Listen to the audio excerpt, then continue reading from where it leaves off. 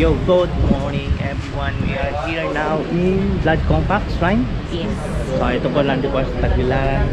First stop namin sa tour is Blood Compact Shrine. So ipapakita namin po ngayon.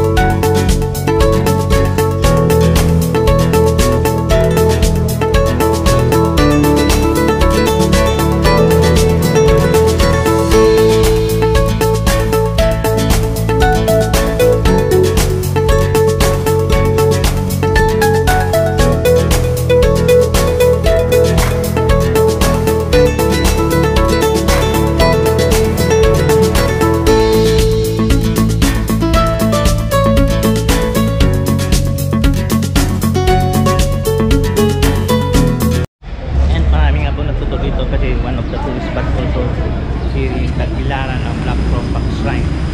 So, kung makikita niyo po, marami po yan. Ayan. So, marami po talagang nagtutur ngayon dito. Naano si mother ng souvenir. Bibili siya ng souvenir. So, napabili siya na sa ano. Dito yung first drop natin, ha? Ha? This is our first drop. Oo. Blood Compact Shrine.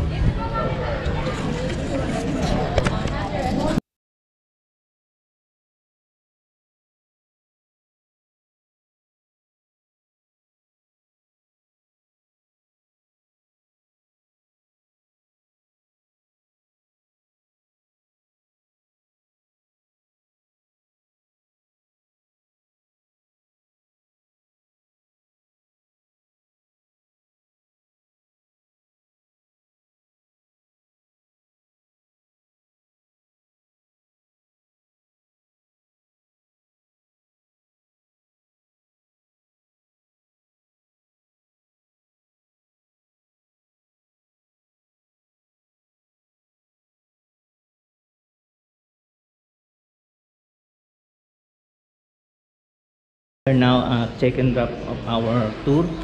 This is Baclayon Church. And papasok ko ako sa Baclayon Church. And this is Baclayon Church.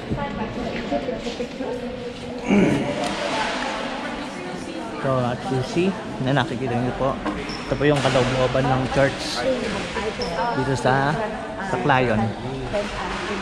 You pray to Saint Anthony. Saint Anthony, please help me find Yan. Ito po yung kahabaan ng church. And ayun yung front ng church.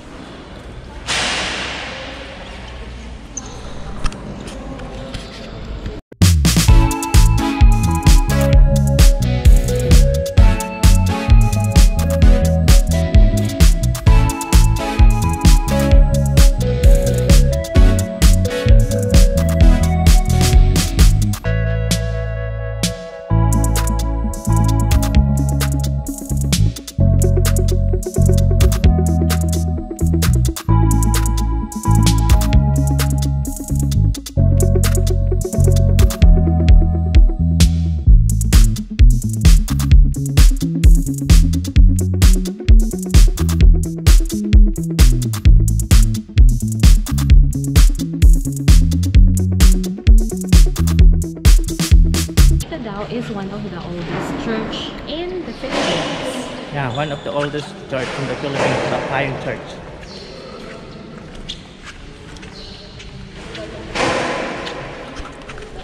So this is Baclayon Church,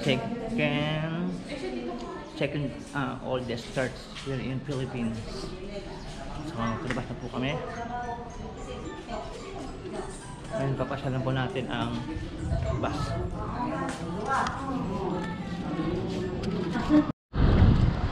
Babe, sakay natin tayo. We are here now at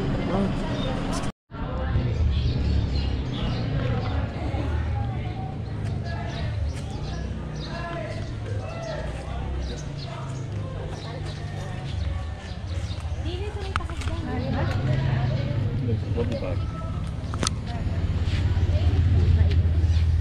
is still part of the Baclayon Church. Sa likod po tayo ng Baclayon Church. This is the garden here in Baclayon Church. So kung nakikita niyo po, ito po yung pinakang garden ng Baclayon Church. So meron din po dito na Santo Saint and pa. Nasa likod na po tayo nito ng Baclayon Church. So this is the second drop of our tour and Baclayon Church. So later the third drops, still we don't know kung saan kami mag drops ng second drops, the third drops.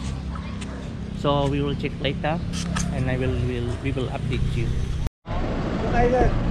Ito. Saan sila, ma'am? Kapag picture kayo.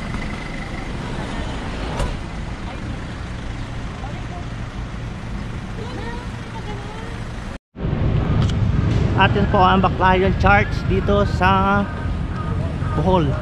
Kung niyo pong mapapansin, ito po yung lumang church. Pumapangalawa po sa pinakang matanda dito sa Pilipinas na church. Ito po yung pinakang labas niya.